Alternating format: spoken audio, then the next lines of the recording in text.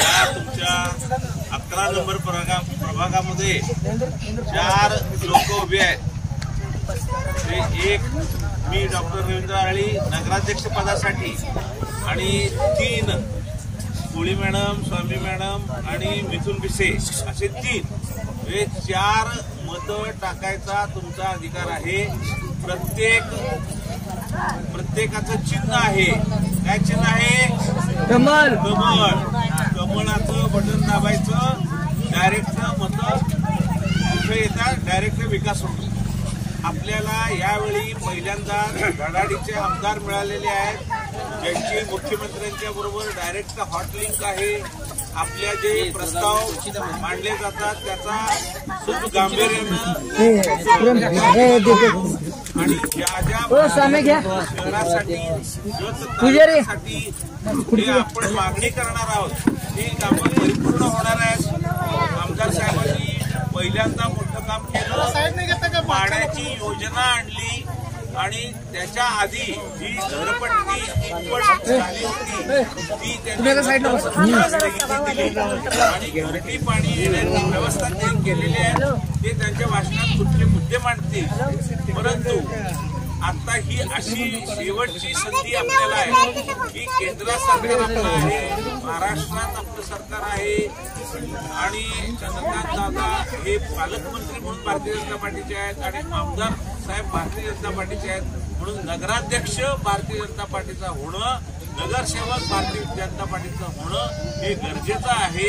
त्याशिवाय या तालुक्याचा, या शहराचा विकास होणार नाही आणि या विकासामध्ये जे अण्णांनी मांडलं, ज्यांना पत्र्याच्या शेडमध्ये आता राहावं लागतं त्यांना पक्क्या इमारतीमध्ये, पक्क्या बिल्डिंगमध्ये राहण्याची सोय करून देण्याचं अत्यंत महत्वाचं धनुष्यबाण उचलण्याची ताकद फक्त आणि फक्त आमदार गोपीचंद पडळकरांच्याकडे आहे आणि ते पूर्ण करून दाखवतील यात शंका नाही। आणि हे नुसतं आश्वासन पकडू नका, असे अनेक मोठमोठी कामं जससाठी त्यांनी आणलेली आहेत, करून दाखवत आहेत आणि धडाडीचा नेता आहे आणि त्याला आपण सगळ्यांनी मदत करणं गरजेचं आहे। तुम्ही फक्त मत टाकायचं आहे, नगरसेवक निवडून द्यायचे आहेत, नगराध्यक्ष निवडून द्यायचं आहे आणि इथून पुढे 5 वर्ष तुम्ही त्याचं 100% त्याचं फळ आपल्याला मिळणार आहे। त्यामुळं कुणीही तात्पुरते काही पैसे देतील, तात्पुरतं काहीतरी तुमचं मत परिवर्तन करायचा प्रयत्न करतील, हे डोक्यातनं काढून टाका। भारतीय जनता पार्टीने लाडकी बहीण योजना राबवली, ती यशस्वी केली आणि प्रत्येकाच्या घरी लक्ष्मी आली आणि अशी लक्ष्मी ही कमळावर प्रसन्न, फुललेल्या कमळावर लक्ष्मी प्रसन्न होते आणि म्हणून कुठल्याही परिस्थितीत कमळ कोमेजू देऊ नका आणि मोठ्या संख्येनं आपण 100% मतदान, म्हणजे घरातला एकही व्यक्ती मतदानापासून वंचित न राहता आपण मतदान करणं, भारतीय जनता पार्टीच्या कमळचं बटन दाबणं आणि आमदार पडळकर साहेबांचा हात बळकट करणं ही आपल्या जत शहरातील नागरिकांची अत्यंत गरज आहे आणि ती तुमची इच्छा पूर्ण करण्यास ते कमी पडणार नाहीत। एवढं बोलतो आणि थांबतो। जय हिंद, गावात गेला पाहिजे। भारत माता की, भारत माता की, वंदे वंदे, भारतीय जनता पार्टीचा, भारतीय जनता पार्टीचा। गावात कळालं इथं आपली मीटिंग आहे आज। आपल्या उमराणी रोडला आपल्या लोकवस्तीमध्ये जत नगर परिषदेच्या निवडणुकीच्या प्रचाराच्या निमित्तानं आम्ही तुम्हाला भेटायला आलोय। या निमित्तानं नगराध्यक्ष पदाचे उमेदवार भारतीय जनता पार्टीचे नेते माननीय डॉक्टर रवींद्र आरळी साहेब, या प्रभागातून आपले 3 उमेदवार उभे आहेत, माननीय मिथुन भिसे, माननीय सुप्रियाताई कोळी आणि माननीय नंदिनीताई स्वामी। हे तरुण उमेदवार भारतीय जनता पार्टीने उभे केलेले आहेत। माननीय सुनील भैया पवार, माननीय संजू अण्णा, आपल्या या विभागाचे नेते आणि शहराचे भाजपाचे अध्यक्ष माननीय अण्णा भिसे साहेब, माननीय वाघमोडे मामा आणि तुम्ही सर्वजण तुमच्या सर्वांच्या पाठिंब्यावरती आपले हे 3 उमेदवार निवडून येणार असा विश्वास तुमची सगळी उपस्थिती बघितल्यानंतर आम्हाला आलेला आहे. त्यामुळे तुम्हाला आम्हाला मिटिंग आणायची 11 नंबर मध्ये तुम्ही मागा आहे का माग नाही बोला जोरात. तुम्ही सगळे सोबत असल्यामुळं काल आमची बैठक झाली इथं चव्हाण कुटुंब जे सगळे पारधी समाज आहे तिथं पण इतक्या मोठ्या संख्येनं महिला आणि तरुण मुलं वडीलधारी मंडळी होती. आता तुम्ही सगळे तर आमचा आधार आहात आणि आम्ही तुम्हाला एवढा शब्द द्यायला आलोय की जत शहराच्या बाबतीमध्ये आम्ही एक आराखडा तयार केलाय आणि त्या आराखड्यामध्ये प्राधान्यानं उमराणी रोडवरची जी घरं आहेत जे 10 बाय 10च्या पत्र्यामध्ये आमची सगळी फॅमिली राहते त्या सगळ्या लोकांना पक्क घर देणं हा आमचा पहिला अजेंडा आहे. तर मी तुम्हाला खोटं काही सांगणार नाही. पारधी समाजातली जी लोक आहेत त्यांना तुम्ही भेटा. निगडी रोडला त्यांची घरकुलाची योजना गेले 10 वर्ष बंद होती. जाताना तुम्हाला दिसते घरं अर्धी बांधलेत बंद होती. त्या सगळ्या 300 लोकांना जाऊन विचारा. त्यांची घरं बसवराज काका आपले चव्हाण नेते आहेत त्यांना सोबत घेऊन मी मंत्रालयातला टेबल पिंजून काढला. माननीय मंत्री महोदयांच्याकडे किमान 10 वेळा गेलोय आणि त्यांची सगळी घरं मंजूर करून दिलेली आहेत. त्यांना आता पक्की घरं मिळतील. त्यांना विचारा तुम्ही. मी तुम्हाला खोटं काही सांगणार नाही. तुमच्या ओळखीची लोक आहेत त्यांना तुम्ही विचारा. मी जेव्हा आमदार झालो तेव्हा माझ्या सगळ्या सहकार्यांना सांगितलं जत शहरामध्ये पहिलं काम करायचं कुठलं. एक उमराणी रोडची तुमची वस्ती, एकता नगर मधली जी सगळी लोक सरकारी जागेमध्ये राहतात ती वस्ती, निगडी रोडला माझा घिसाडी समाज रस्त्यावरती झोपड्या टाकून राहतोय. 12-13 घरं तिथं रस्त्यावरती आहेत आणि 4थी इंदिरानगर. या सगळ्या लोकांना त्यांच्या हक्काचं घर मिळालं पाहिजे म्हणून मी एक एजन्सी अपॉइंट केली रायगडची आणि 2 वेळा ती लोक येऊन पण गेली. आणि ज्यांची घरं 2011 पूर्वीची आहेत सरकारी जागेमध्ये राहतायत त्यांच्याकडे लाईट बिल आहे, त्यांच्याकडे पाणीपट्टी आहे, त्यांच्याकडे घरपट्टी भरलेली एक पावती जरी असली तरी सरकारनं आपला निर्णय घेतलाय की ज्यांना घर नाही भूमी नाहीत त्यांच्या नावावरती त्यांचं घर करून द्यायचं आणि त्याची प्रोसेस आमची सगळी टीम करते. ज्यांची घरं 2011 पूर्वीची आहेत त्यांनी त्यांची कागदपत्र आमच्या लोकांच्याकडे द्यावीत. म्हणजे हे सगळं नीट समजून घ्या. तुम्हाला जर ह्याच जागेवरती घर पाहिजे असेल 2011 पूर्वीचं तुमचा उतारा आहे म्हणजे पुरावा आहे, लाईट बिल, पाणीपट्टी, घरपट्टी, तर तुमच्या ऐका ना ज्यांची 2011 पूर्वी आहेत त्यांना नसेल त्यांना एक घरकुलाची मोठी स्कीम आम्ही मंजूर करतोय. ज्यांना घर नाही, जमीन नाही, जागा नाही आणि ज्यांच्याकडे 2011 पूर्वीचा पुरावा पण नाही अशा आपल्या शहरातल्या सगळ्या लोकांच्यासाठी एक आम्ही योजना मंजूर करतोय आणि त्याचा पाठपुरावा मी स्वतः करतोय आणि तो शब्द तुम्हाला देण्यासाठी मी इथं आलोय की इथं शहरामध्ये माझी एक ही माय मौनी अशी राहणार नाही की ज्यांना स्वतःच्या हक्काचा निवारा नाही. एक ही आणि म्हणून ही टीम त्यामध्ये पाहिजे. हे नगराध्यक्ष पद आणि नगरसेवक हे आपल्याला का पाहिजेत तर ह्या ज्या सगळ्या योजना होणार आहेत त्या नगर परिषदेतून होणार आहेत. डायरेक्ट आमदाराकडून नाहीत होणार. मी काम करणार पण त्याचा पूर्ण पाठपुरावा मी करणार पण त्याची अंमलबजावणी करण्याचा अधिकार हा नगर परिषदेकडे राहणार आहे. आणि म्हणून तुम्हाला माझी विनंती आहे की तुम्ही सर्व शक्तीनिशी आमच्या बाजूला राहा. पहिल्यापासून तुम्ही काही लोकांना निवडून दिलायच परंतु कामं झाली नाहीत. पाणी 8-8 दिवस तुमच्याकडे येत नाही, 10 दिवस पाणी येत नाही. मी आमदार होण्यापूर्वी शब्द दिला होता की मी या शहरातल्या सगळ्या लोकांना स्वच्छ पाणी देणार.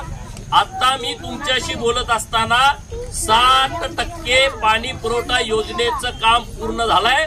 पुढच्या 4 महिन्यामध्ये सगळ्यांच्या घरी स्वच्छ पाणी देण्याची व्यवस्था आम्ही करतोय. प्रत्येकाच्या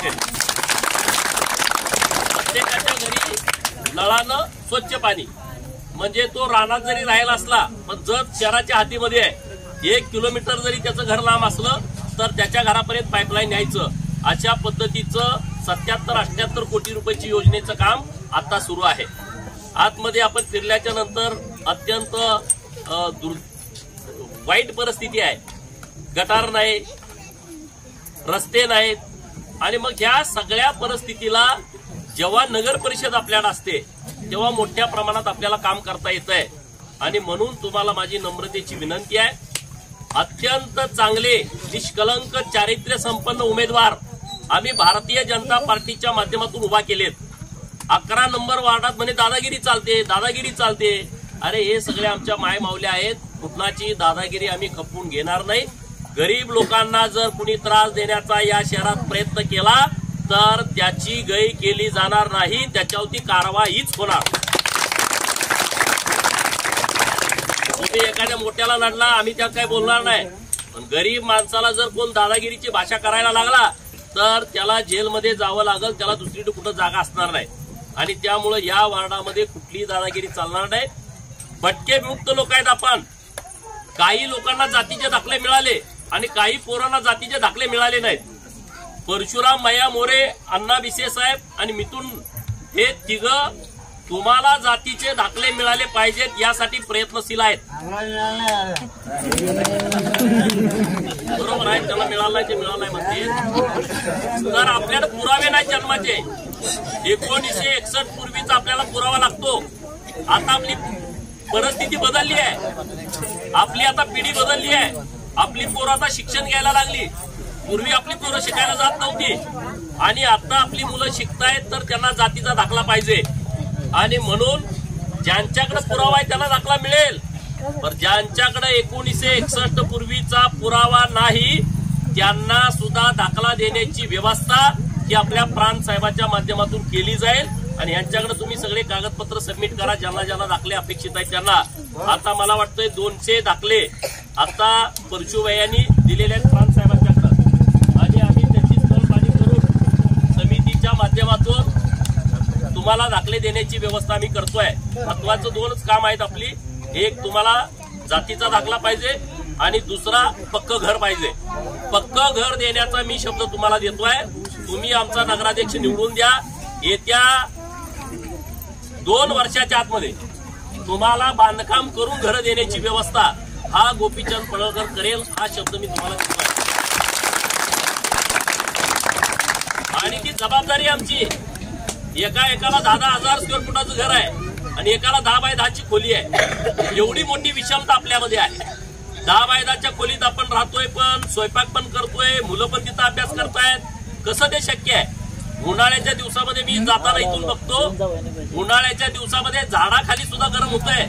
आणि मग पत्र्याच्या खोलीमध्ये माझी बहीण स्वयंपाक कसा करत असेल, तिथं लहान मुलं राहत कशी असतील. तर याचा सगळ्याचा जर आपल्याला पर्याय शोधायचा असेल तर नगर परिषद कसल्याही परिस्थितीत तुम्ही भाजपाच्या ताब्यात दिली पाहिजे. मुंबईमध्ये आपलं भाजपचं सरकार आहे, दिल्लीमध्ये भाजपचं सरकार आहे. तुम्ही मला मतदान देऊन निवडून आमदार केलाय, हे फक्त नगरसेवक आणि नगराध्यक्ष तुम्ही द्या. मी तुमची सगळी कामं मार्गी लावून देतो. काही काळजी आतापर्यंतचा हायएस्ट निधी मी जतला आणलाय आणि जानेवारीच्या नंतर मोठा निधी जतला येणार आहे. हे तुमच्या आता गटारी पुढे दिसतेत का नाही? जानेवारी महिन्यामध्ये आम्ही 250 कोटी रुपयाची गटार योजना शहरासाठी आणतोय. तुम्हाला कुठंही गटार दिसणार नाही. शहरातली सगळी गटारं बंदिस्त, डास होणार नाही, मच्छर होणार नाही, याची व्यवस्था आम्ही केलेली आहे. आणि तो प्रस्ताव आता मुंबईमध्ये आहे. आणि हे झाल्याच्या नंतर सगळ्या शहरातला 150 कोटी रुपयाचा रस्त्याचा आराखडा तयार केलाय. आमच्या गल्लीत 5 लाख द्या, 10 लाख द्या, 20 लाख द्या असं होणार नाही. सगळ्यांच्या गल्लीमध्ये एकाच वेळेस 150 कोटी रुपयाचे रस्ते आम्ही मंजूर करतोय. हा प्रश्न पुढच्या 25-30 वर्षापर्यंतचा रस्त्याचा आम्ही मिटवून टाकतोय. आणि याचा पर्याय एक आहे, डॉक्टर आरडीना नगराध्यक्ष करणं. मिथुन दादा आहेत आणि आमच्या दोन्ही ताई आहेत, या दोघींना निवडून देणं. 11 नंबरमध्ये तुम्ही आमचे 3 उमेदवार निवडून द्या. या शहरामध्ये सगळ्यात जास्त कुठं काम करावं लागणार आहे तर ते 11 नंबरमध्ये करावं लागणार आहे.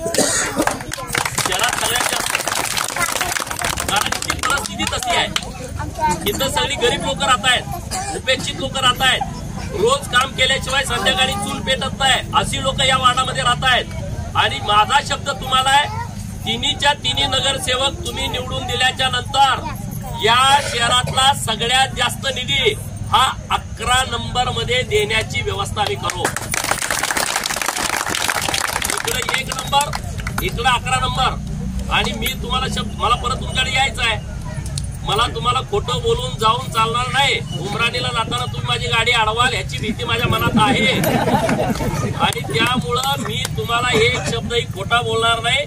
तुमच्या या वस्तीमध्ये जर परिवर्तन नाही झालं तर 2029ला तुम्ही मला इकडे येऊ द्यायचं नाही. तू इकडे येऊ नको, तू खोटं बोलून गेलाय. 2029 पर्यंत आणि डॉक्टरांना तुम्ही आता नगराध्यक्ष करा. डॉक्टर नगराध्यक्ष झाल्यानंतर 2 महिन्याच्या आतमध्ये किमान 500 कोटी रुपयाचा निधी आपल्या शहराला येतोय. गटारीचा 250 कोटीचा, 150 कोटी रुपये रस्त्याचा आणि एक प्राणी संग्रहालय आम्ही मंजूर केलंय. कळलंय का नाही तुम्हाला? कळलंय का नाही? हा, तुला सगळं कळलंय.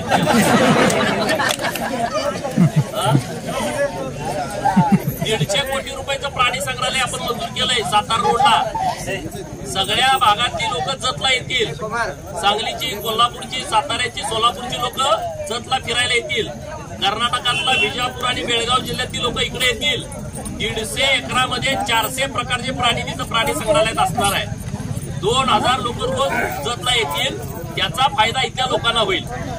इथले काही व्यावसायिक असतील, चहावाले असतील, खानावळीवाले असतील, हॉटेलवाले असतील, लॉजिंगवाले असतील किंवा अन्य काही छोटा मोठा व्यवसाय करणाऱ्या लोकांना त्याचा फायदा होईल.